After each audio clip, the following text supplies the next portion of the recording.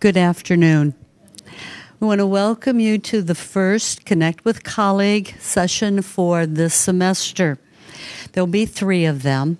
And as we looked at the results and evaluation of the Summer Institute back in May, we came up with 3 presenters who had exceedingly excellent evaluations. And one of the persons, of course, is Jack. Dr. Jack Robinson, for his official title, which I don't think I've ever heard him use when he does anything, is, make sure I get this right, Associate Professor, Educational Foundations and Leaderships. And he is going to continue that conversation he started back at that time. I think you're going to enjoy the next hour or so. And one thing Jack loves is questions. So please ask many, many questions. Thank you. Thank you. Okay. All right.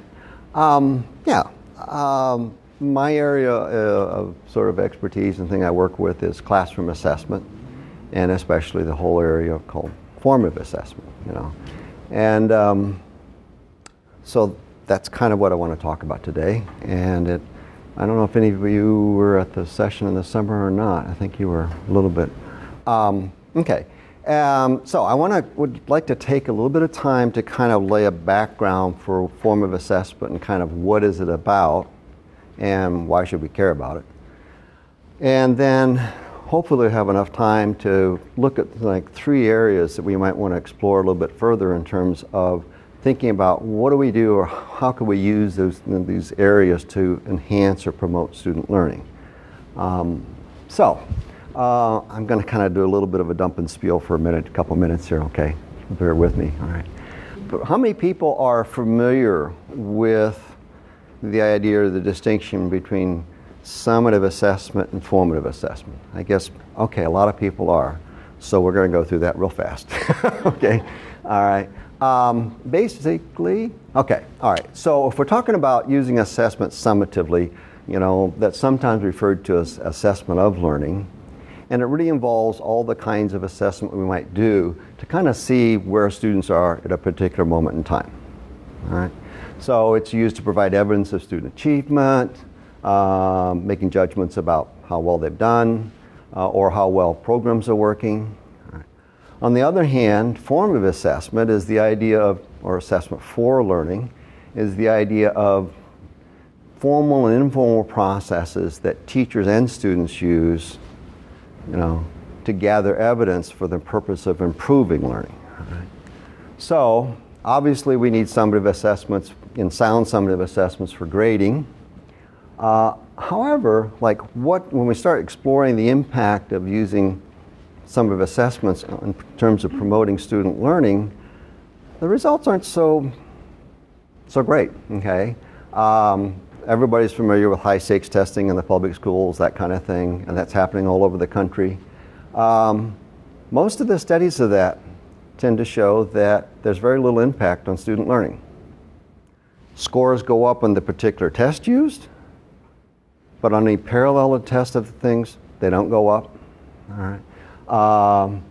The state of Virginia just the last 2 years, changed the test they were using on the SOL test, and student performance dropped by 10 or 20% until teachers get used to teaching to the test, whatever the test's going to be, and then the scores go back up.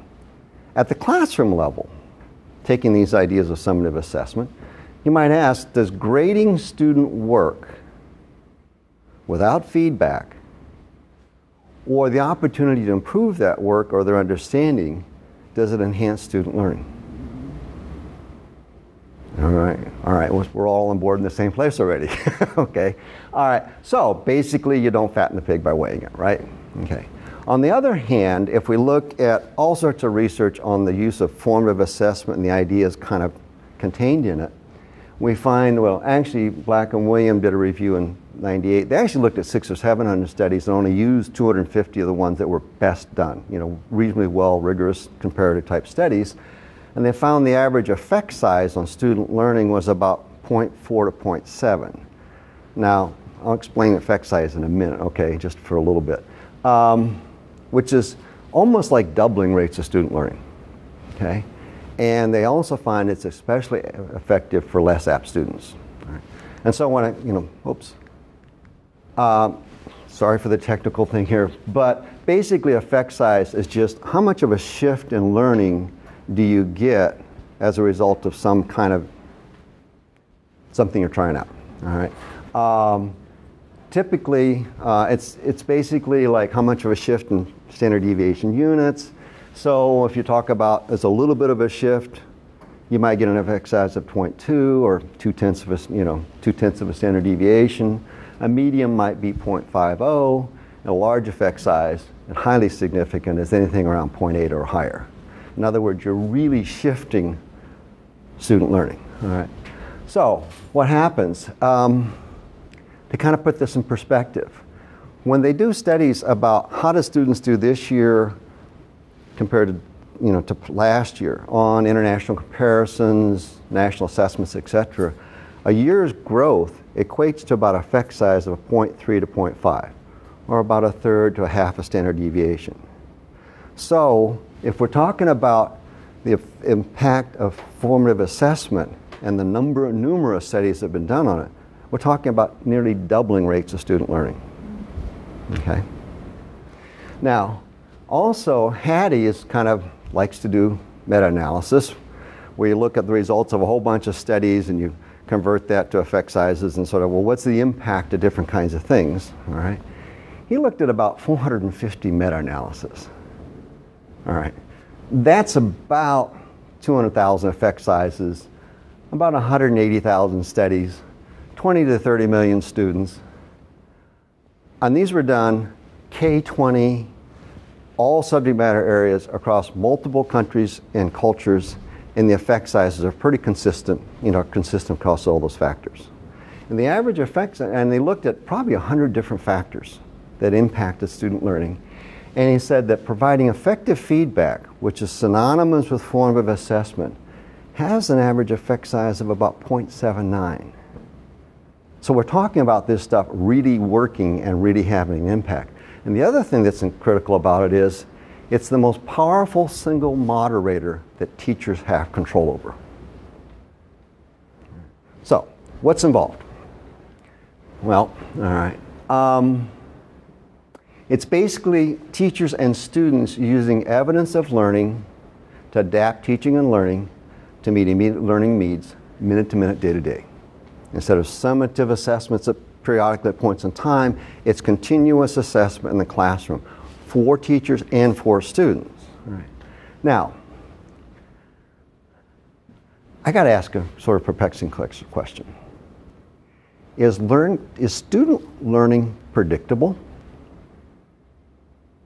How many of you, the stars and the moon and everything was aligned and you got the time to, I'm going to really develop a good lesson, okay? You really had time to think it through, put it together, etc., right? How many people have kind of developed what they thought were really good lessons, right? Did it work?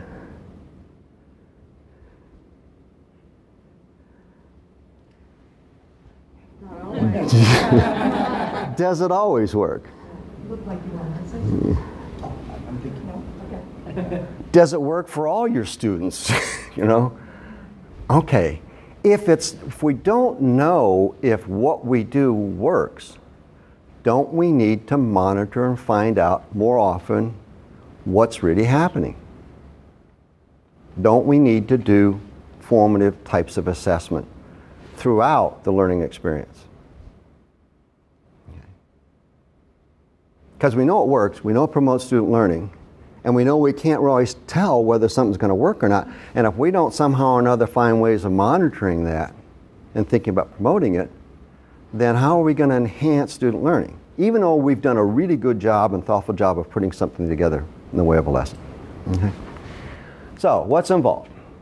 Well, it's information gathered during learning, identifies students' strengths and weaknesses, assists us in planning instruction and what's happening, adjusting what's going on. It aids students in guiding their learning, revising their work, gaining self-assessment skills, and hopefully it fosters their autonomy and responsibility for learning. And in fact, a question that Dylan William often poses is, when we think about doing an assessment, how can it be used to move learning forward? Now, so basically, people in the area have kind of mapped out things that we might talk about or areas we might explore to kind of use formative assessment ideas. One is clarifying learning intentions, criteria for success. Another is engineering effective classroom discussions, questions, and tasks that evidence, learning. Provide effective feedback that moves learning forward.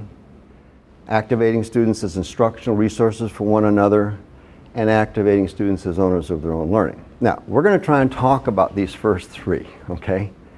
We're probably not going to get to the others, but these all kind of overlap with each other to some degree anyway. So, basically, to the extent that students can't answer the question, where am I going? What is it I'm trying to learn? Where am I now? They get information about how they're doing, and then information about how I can close the gap. And they get that while they're still learning, learning improves. Another way of thinking of that is offering regular descriptive feedback. So it's anything that helps students answer the question, what are my strengths in this subject? What do I still need to work on? Where did I go wrong? And what do I need to do about that? Or what can I do about that? All right, so let's take the first one, clarifying learning intentions. All right. What kinds of learning targets might we have for students? Well, we've got declarative knowledge, content, right? That can be facts, etc. We can talk about everybody. What do most people say? The most important thing I try and do in instruction is what? Teaching, thinking, and problem solving, right? What does that mean? Okay. And then also being able to demonstrate or do skills, products, performances, develop these, etc. Okay. We could also talk about affective targets, but that would be a whole 1 or 2 or 3 sessions more. Okay. In terms of how do we engage students and, engage in motivation to learn. Right. Although that's kind of mixed in with some of these ideas. Okay. So, if we're talking about clarifying learning intentions so that students have an understanding of those, and we talk about thinking and reasoning and problem solving as one of the more important things we're trying to teach, what can we do to enhance student reasoning and problem solving? Okay? So that's one question we might deal with. And how can we, monitor and promote the above, all right? So just as a sort of a place to start off from, if we talk about reasoning and problem solving, we have to talk about content knowledge. There is no such thing as content-free thinking, all right? Knowing what to pay attention to is involved in problem solving. Connecting that with prior knowledge.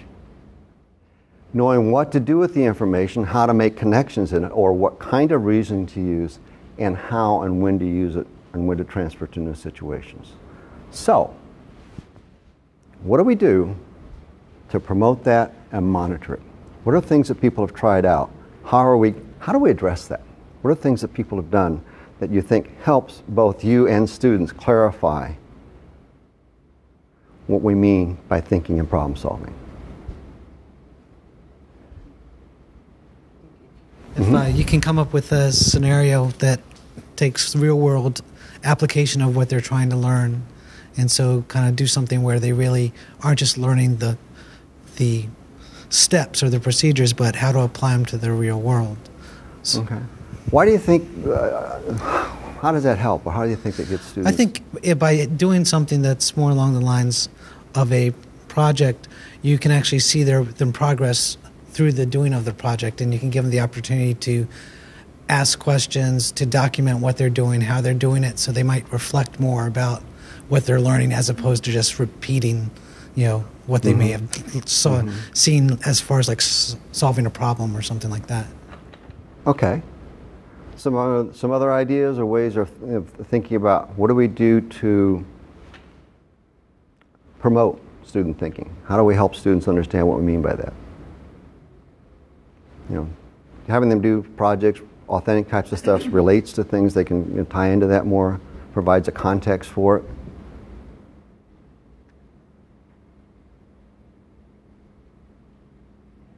Other than, oh, come on, you're all trying to do this. You know?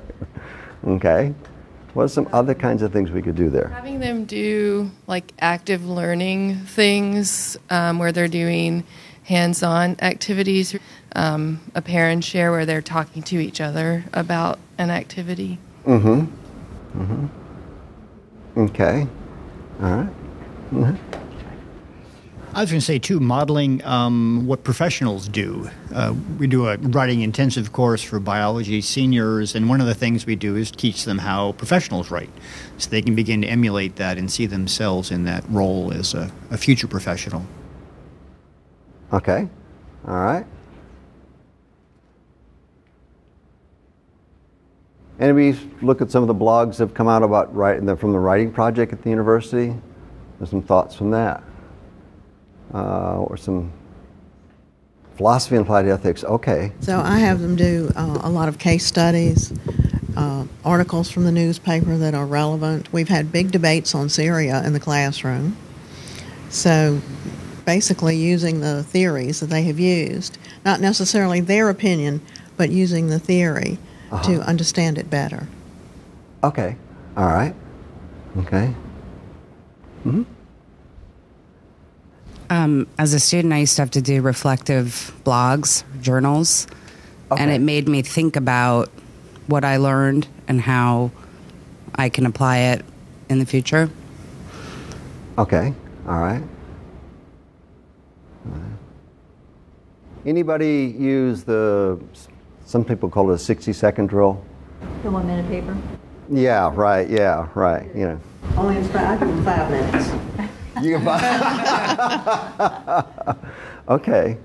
How do you use that? How do you use that? Well, if I'm teaching a particular theory or whatever, and I'll just stop and say, now, what do you think of this? Is this useful to you? What way might it be useful? And they have 5 minutes to write about it. Okay. Okay. Do you ever tag, what else do you need to know? What wasn't clear? That was a suggestion of some of the writing things there. What assumption? I do a critical incident questionnaire, and that's Stephen Brookfield's process. But anyway, it asks you, what assumptions, when you came into this, what assumptions did you have, and what were confirmed, and now what is confusing for you? So you go into a disorienting dilemma. So you're like, oh, I didn't know that before. Now I'm like, is that really true? And is it relevant to me? And how and when, it's the transfer and things like that. So it just like the reflective journal that Helen just mentioned, it asks them to reflect. And so they're thinking, about how it's affecting them and what they can do, how they will use it next. So I like to use it. Do you read those as a teacher between classes? Yes, I do. What do you do with it? How useful is it? Well, I'm teaching online. I use it as a journal, and then I respond back to their journals. Now, I don't think you can grade journal opinions unless they're really wacky and way out of here. But I give them feedback in that. This is really a good thought. This is really a good comment. And then I might ask, have you thought of this? I mean, like if they are really wacky or really out of there, I'm like, have you ever thought of it this way? And then we continue the dialogue. So, yeah, I do comment on the reflective journals and what they're doing. Mm-hmm.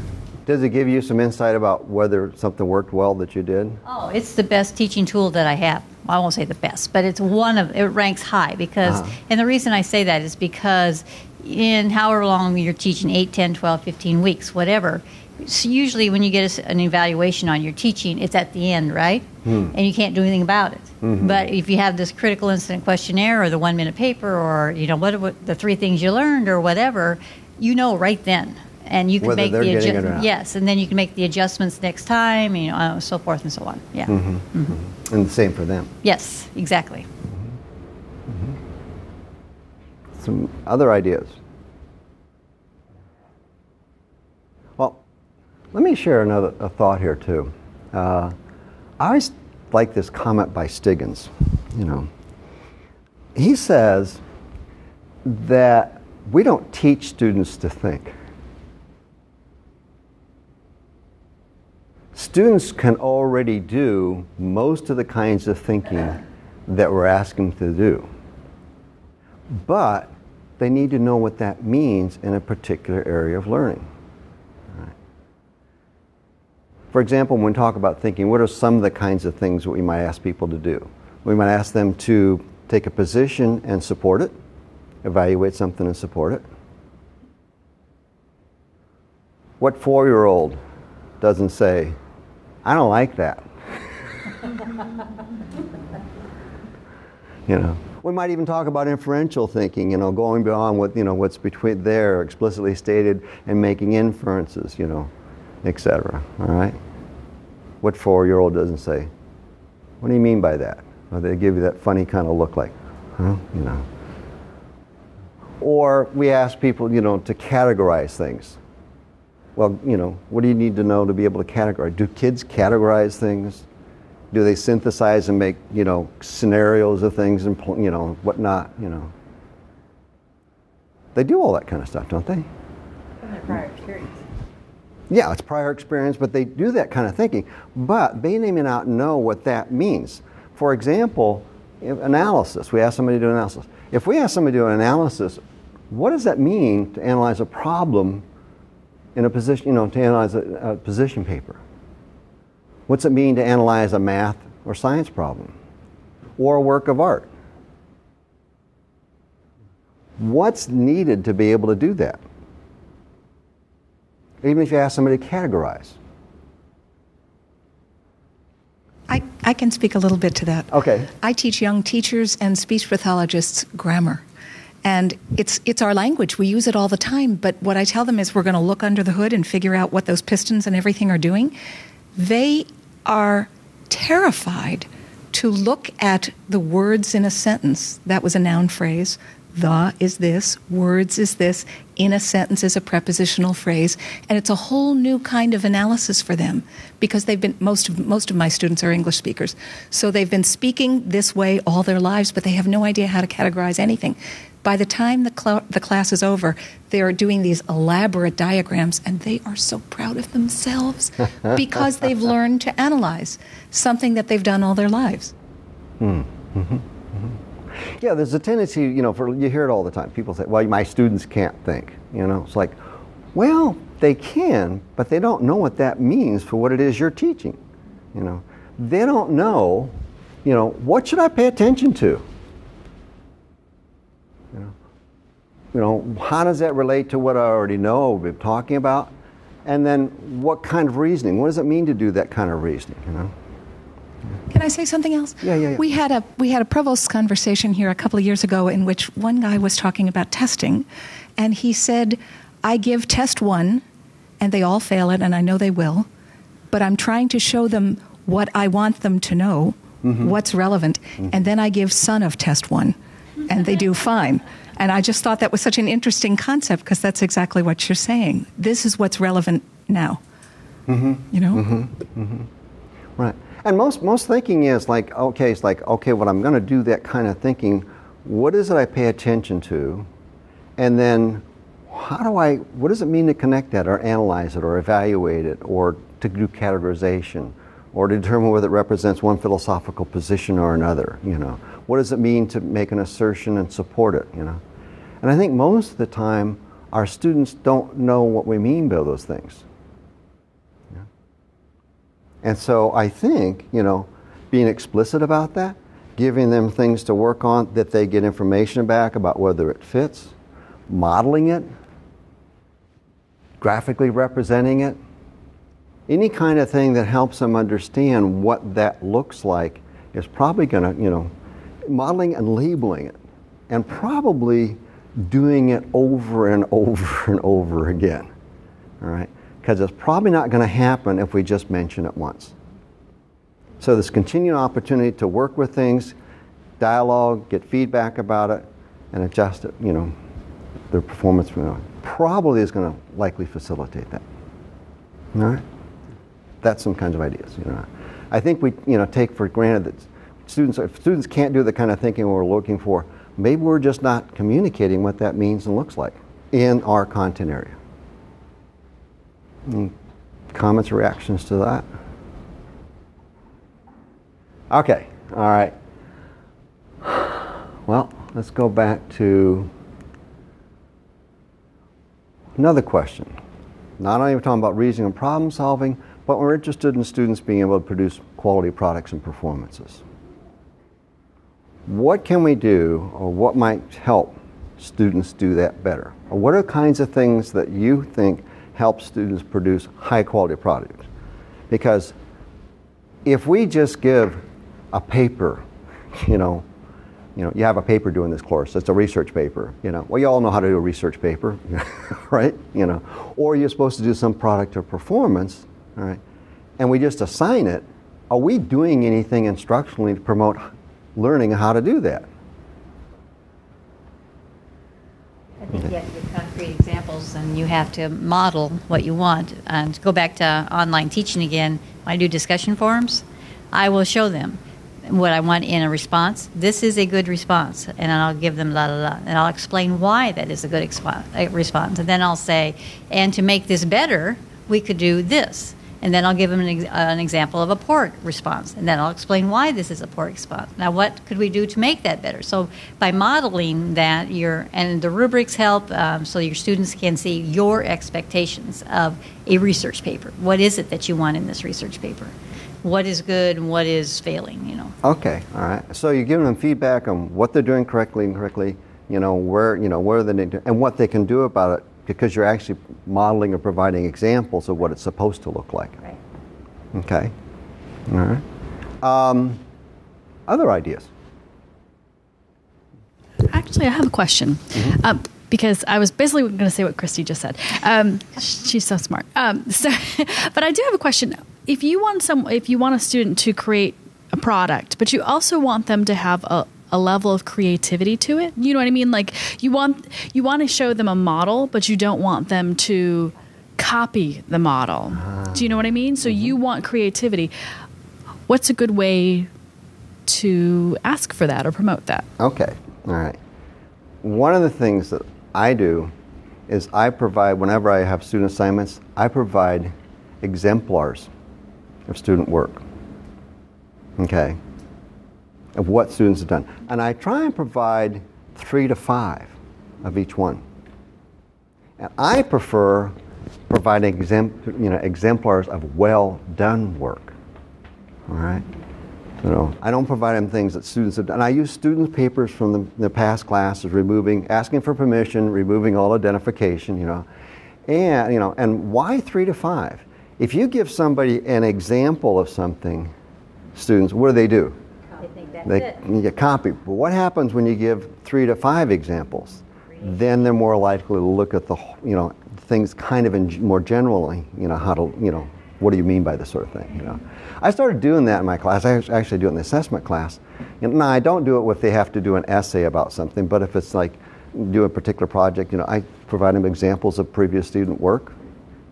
And it's turned into be kind of a monster because I have a map out a discussion and I provided examples of it. And what used to be a 1 or 2 page, I'm getting 3 and 4 or 5 pages now. It's like, I saw this, I can do better than that, and it keeps getting better all the time, and they seem to have, because you can't explain everything and always provide feedback, but when they see examples, models of something, of well-written papers, a good supported discussion, then they kind of get an idea of what to look for, And even in that, I also try and prompt them ahead of time, like when you do this, be sure you do such and such a things. And it would probably be even better if I gave one assignment, had them do it, gave them feedback without a grade, and then have them do another one. There's some interesting kinds of research on that. They actually find if students are doing something, and you provide descriptive feedback about what they did well, what kinds of things they need to fix, suggestions for what they might do or how to do that, improve that, versus you give them that same information and a grade. Giving the grade actually undermines student learning. There's even some research. I don't know how many of you would like, when you assign projects or papers and they turn it in at the last class and you grade it and you spend all this time writing comment stuff down and whatever, it's like that. How many students ever read those comments? Right, all right, So, I think one kind of thing is providing, providing examples and samples of previous student work, I think really helps students see what it could be. Other kinds of things that people have tried. Yeah. This isn't actually me trying, but I had talked to a faculty member. Oh, yeah, just whatever you think is a good idea. It was a writing course, and they had, let's say, 3 types of essays they had to write throughout the term. Mm-hmm. And for the first essay, they did a draft, and they did maybe a second draft, wasn't graded, and they did pretty well in that first essay. But the instructor said initially when he taught the course, he's like, well, they don't need to do drafts of these other two essays because they've learned from the first essay. Problem was one was like maybe a critical analysis essay for the first one. The other one was maybe a totally different type of essay. And so they used the same approach that they learned the first time and got comfortable with, but they didn't know how to take that and apply it to the second one. So he had learned, I got to let them do drafts of each one so they can see the differences between them. So. Okay.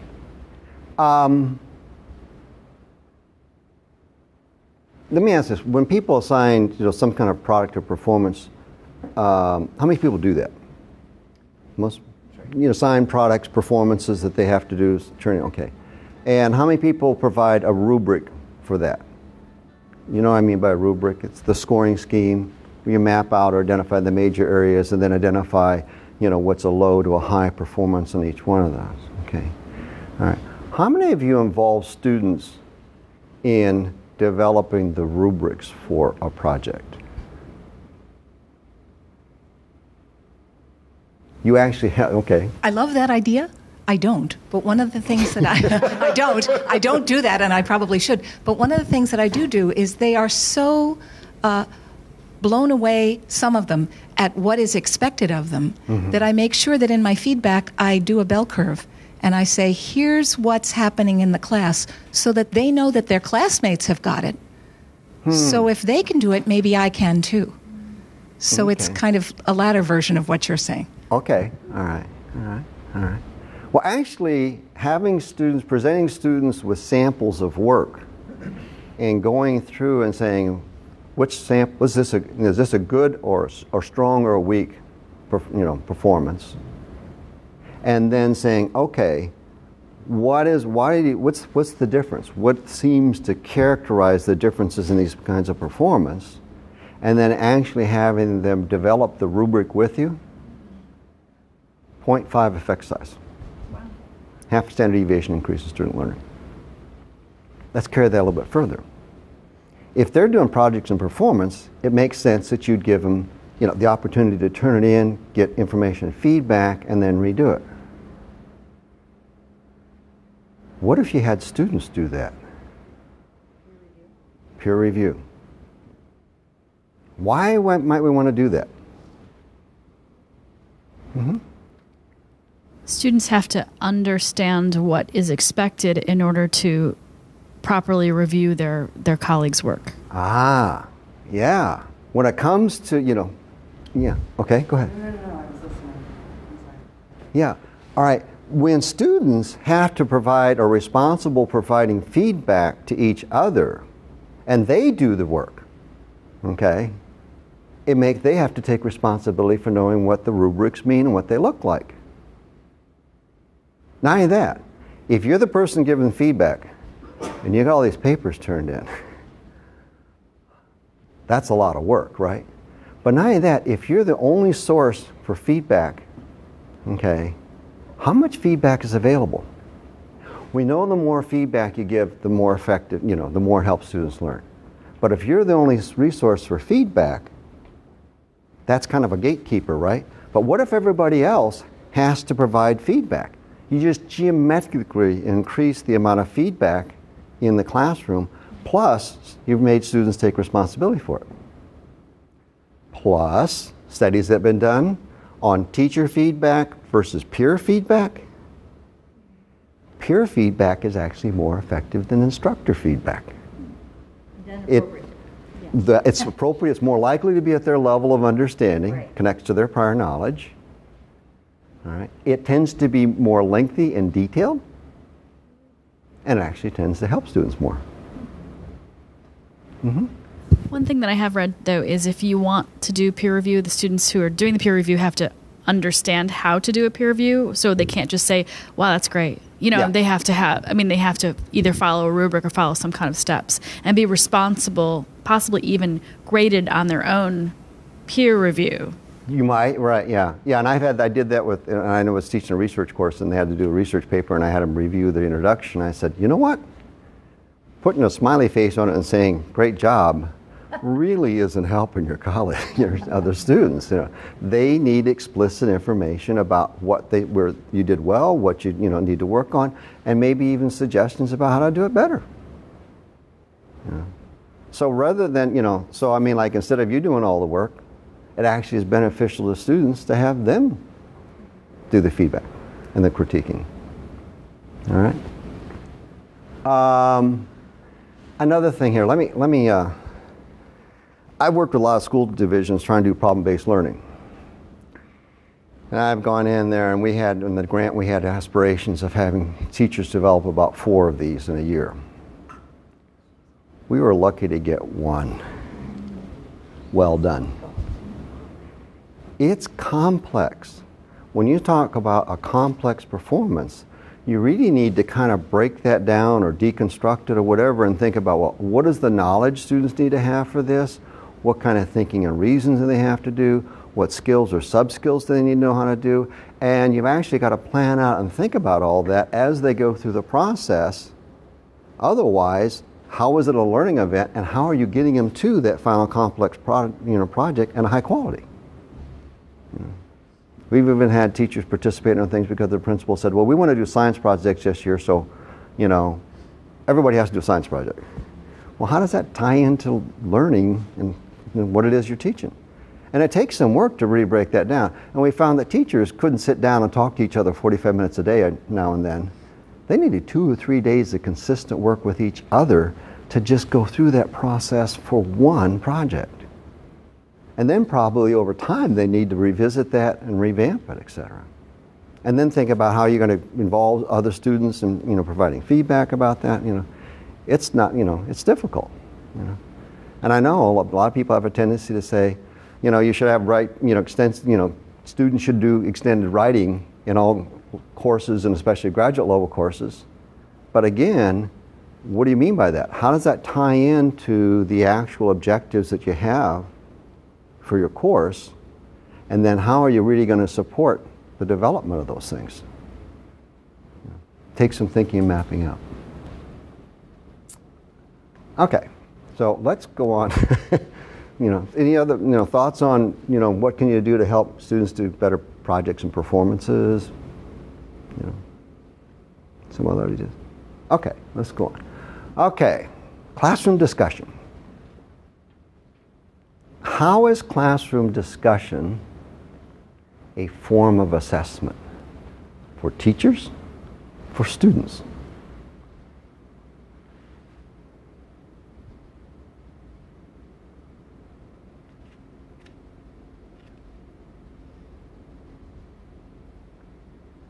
Well, going back to what I said about sharing the bell curve, when students, there are always some students who are confused, and when they hear other students actually talking intelligently about the topic, it causes them to rise up because it's not just the teacher anymore. Oh, she knows this. So it's not an assessment except of themselves. Okay, how do students learn how they're doing and what they understand and don't understand? Where do they get that?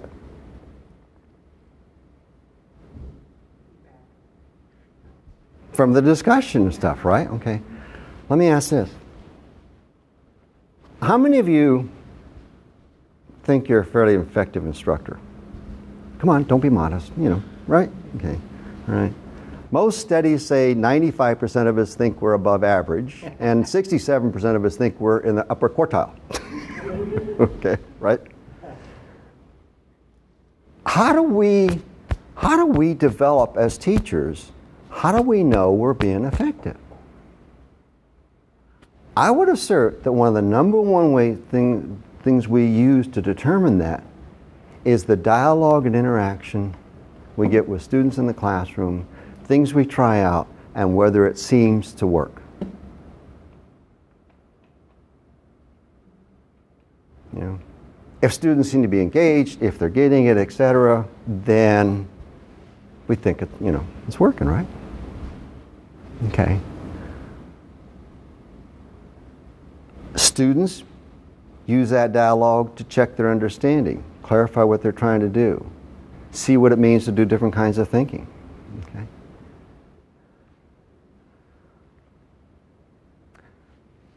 How many people, and I've done this, I remember putting together a really good lesson.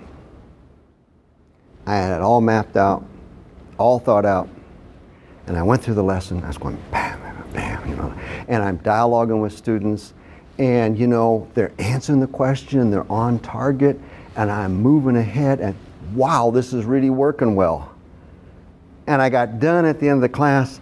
I'm looking at the class, and I'm seeing deer in the headlights. What happened? What do you think happened? Mm-hmm. I think in some cases like that, Jack, it's your process and not theirs. They never really bought into it. They were watching the show, and then it's a good show. But Okay. Yeah, I try and design when I'm using a new text or something like that, I try and design my lesson first time I'm reading through the text, because I got more of a sense of what other people are going to experience. Later on, I have no sense of that anymore at all. The problem I have with classroom discussion in a face-to-face class is, especially if you have a large class, and you ask the question, you're having this discussion, and only 2 or 3 students answer. And then, because then the other ones don't answer because, well, that's what I was going to say, and so they're not given the time to maybe say the same thing, but in a different way, so my question that I have asked myself when I'm in a classroom discussion, and it's the deer in the headlight, look, to me, so then right then I'm going, well, how do I know if they know? Well, I'm just looking at them, and it doesn't look like they got it. So, what can I do differently next time? And so in a classroom discussion, I think that is difficult in a face-to-face class, because you have students that just shut down after somebody has answered the question, or the discussion kind of wanes. So how do you keep that invigorating? How do you keep that discussion going? How do you get those questions going and get the students involved? So that's where I have a little difficulty in a face-to-face classroom discussion. And you try to keep it moving, you try to keep it motivating, and you've got the perfect plan, the perfect lesson plan, and then at the end you say, okay, now your assignment is, and the look comes like, really? I'm supposed to pay attention to that? And so that's my problem. Mm-hmm. Other experience? Sure. Actually, what we find is that about 20 to 30% of the students answer 4 to 5 times more questions than the rest. 20 to 30% never do, and the other ones in the middle once in a while. So if you're using even dialogue from students as a gauge of whether they're getting it or not, you're probably not getting an accurate assessment. Okay. Also, we tend to ask teachers they can ask 2 or 3 questions a minute. Okay. Now, how many people have ever heard this distinction between an IRE versus an SRE type of questioning? IRE is the teacher initiates the question,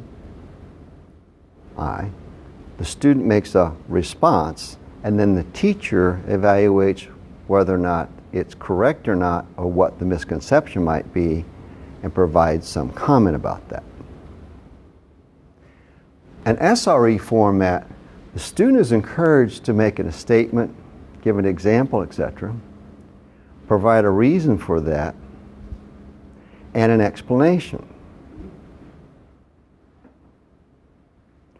What happens differently there?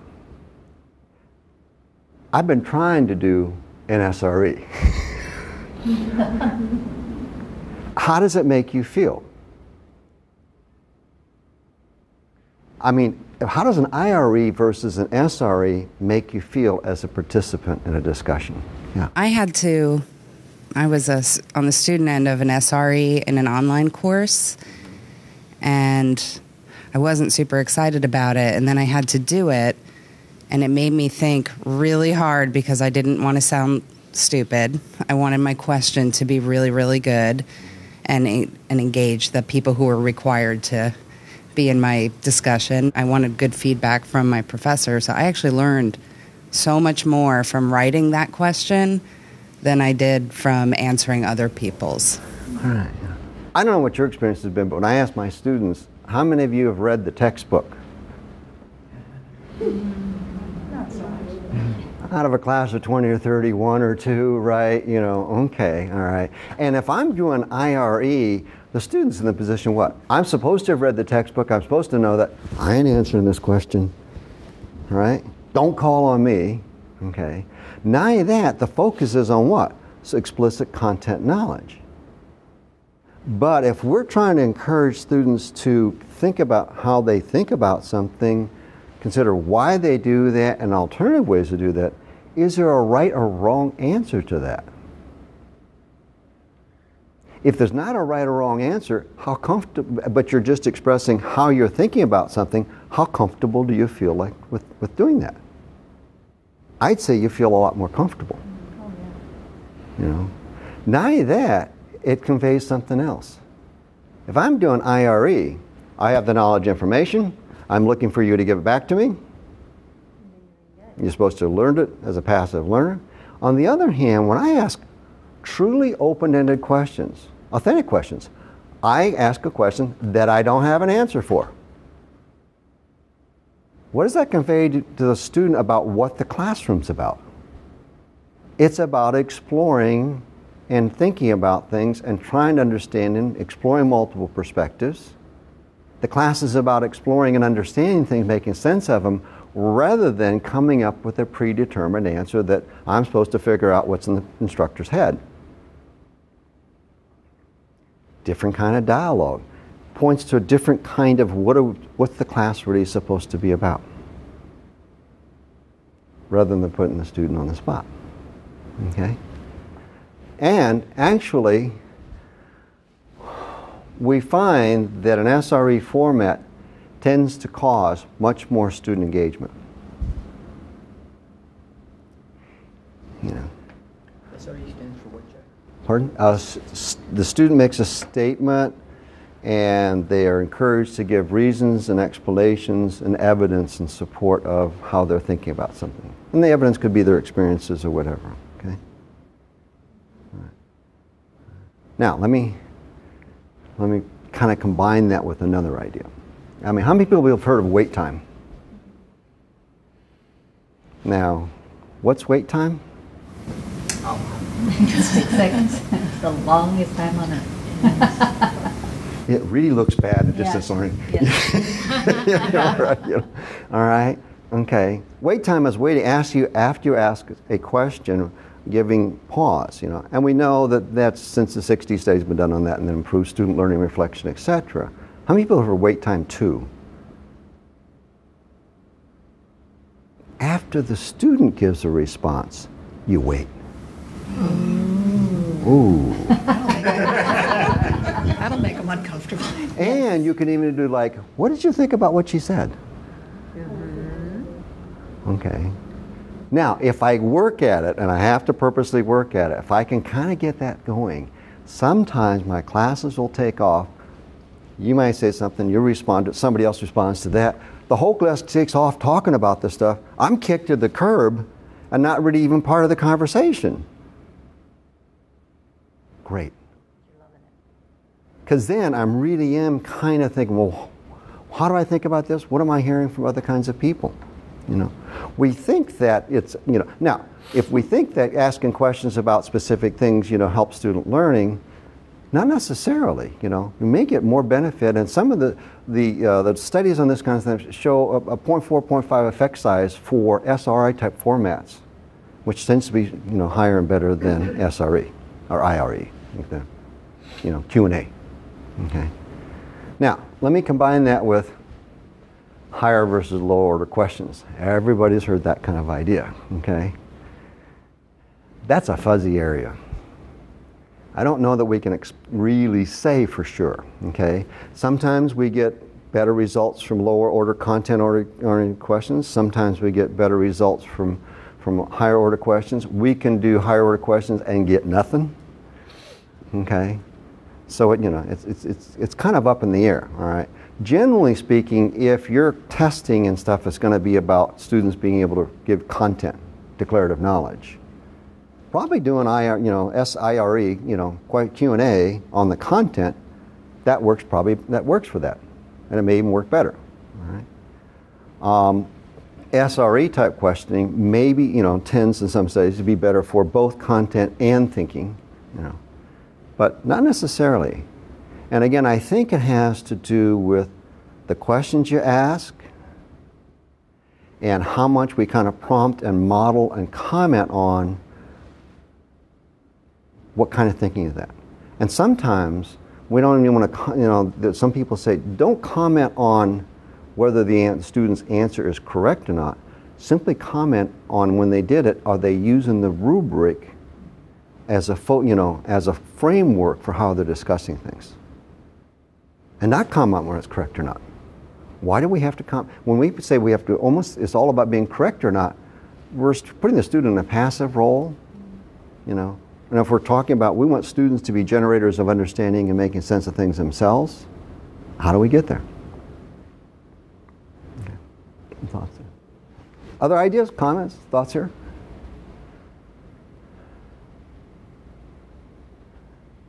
All right.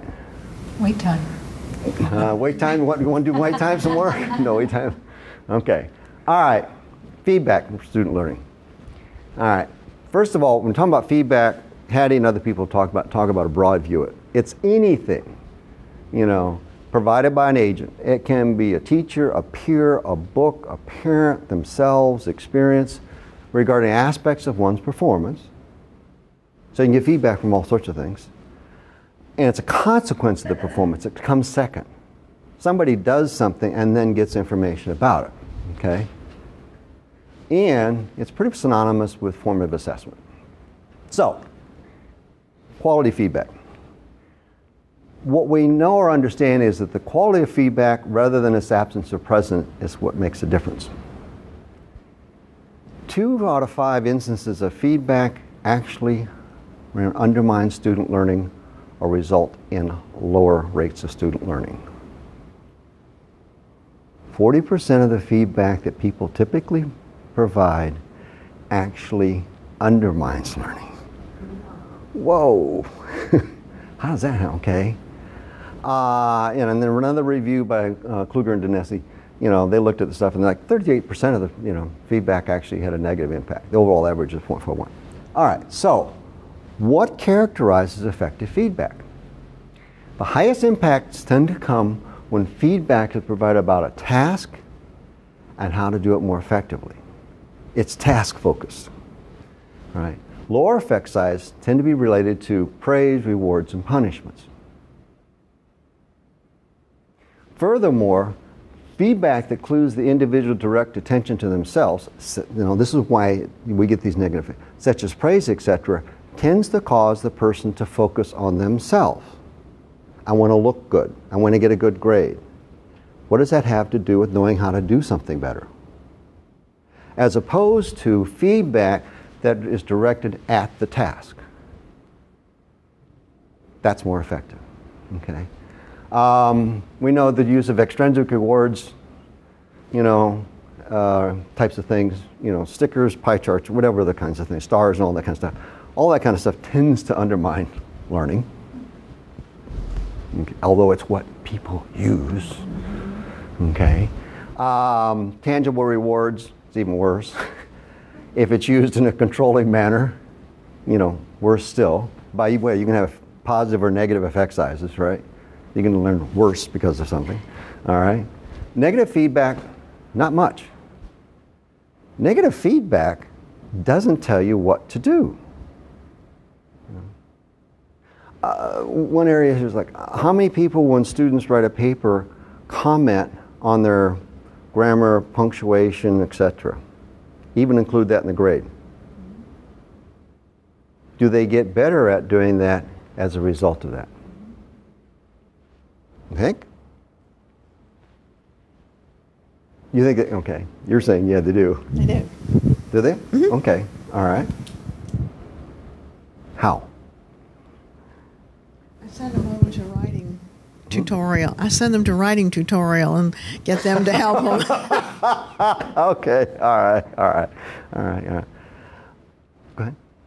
I think I just do it to let them, to get them to pay more attention the next time. Like, you have some spelling or some typos, please watch out for that. And it is part of the grade, but it's more of maybe to get them to pay more attention next time on their product. It'll get them to pay attention, but do you learn how to do it right, Like, what's a split infinitive? I never, dangling modifiers. I mean, unless you know what that is, and if I did, I probably wouldn't have done it, Right. And then if I don't see examples of how that's supposed to look and what's better, tutorials, etc., how am I going to get better at it? Okay. Are grades an effective means of providing feedback? You just saying an A or you got 19 out of 20, means that all you're doing is just saying that? Yeah. You got a C. No. What's that tell you? I'm average. Whatever. You're average, and it's directing your attention to, myself. Yes, exactly. Does that help me learn how to do the task better? You got an A. Yay. Yeah, you're awesome. Feel good about yourself. You had a good day. Do you do better as a result of that? Does it tell you more about what to do? Okay. All right. Just some comments. Effective feedback in general. It's descriptive rather than evaluative. Telling someone they got an A, B, a 90, 80, whatever, doesn't tell them how to do something better. Descriptive information about what you did, what was wrong with it, what was good about it, and then what to do to fix it. That's what helps us figure out, okay? It's sensitive. It focuses on strengths, and weaknesses. Also, in terms of specific and general, it relates to the task. It doesn't relate to how did you do. When we do that, we draw students' attention to themselves. It's ego involvement. It draws attention away from the task. As a result of that, they tend to do poorer on tasks. Rather than, this is how you did on the task and what to do about it.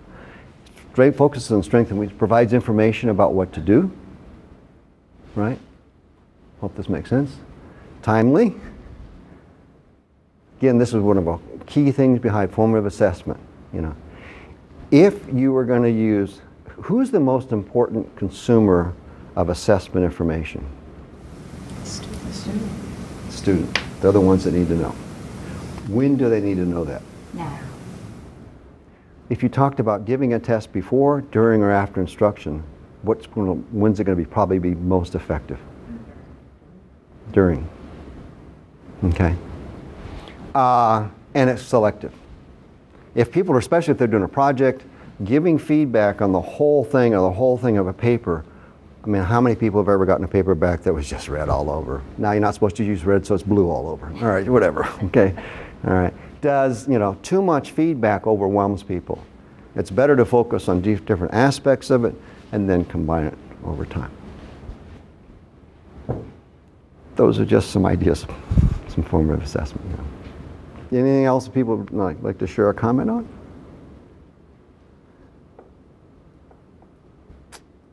Okay. Thank you very much. Jack will always take questions after the event. Right. And right. you can locate him on our Outlook address. The presentation will be available on our website.